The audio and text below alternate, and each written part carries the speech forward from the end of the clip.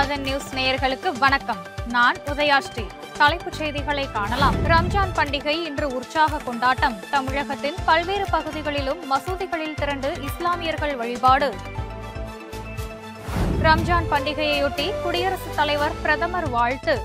அனைவரது வாழ்விலும் அமைதி, மகிழ்ச்சியை கொண்டு வரட்டும் என சமூக வலைதளத்தில் பதிவு. ரயில் பயணத்தின் போது பெண்கள் பாதுகாப்புக்கு சிறப்பு வாட்ஸ்அப் குழு தொடக்கம். தமிழக ரயில்வே போலீஸ் நடவடிக்கை.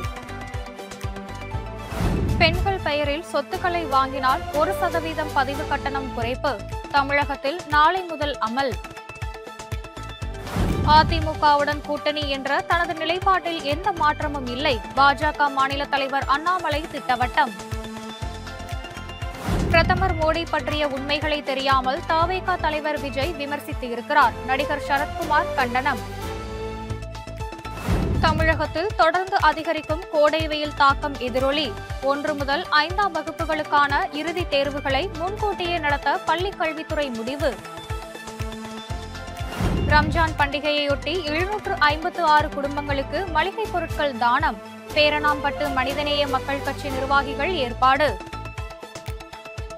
மலையாளத்தில் வெளியான எம்புரான் திரைப்படம் குறித்த சர்ச்சை. வலதுசாரி அமைப்புகளின் கடும் விமர்சனம் காரணமாக வருத்தம் தெரிவித்தார் படத்தின் கதாநாயகன் மோகன்லால். தேசிய ஜனநாயக கூட்டணியை விட்டு இனி ஒருபோதும் விலகப் போவதில்லை. பீகார் முதலமைச்சர் நிதிஷ்குமார் திட்டவட்டம். இத்துடன் தலைப்புச் செய்திகள் நிறைவடைந்தன. வணக்கம்.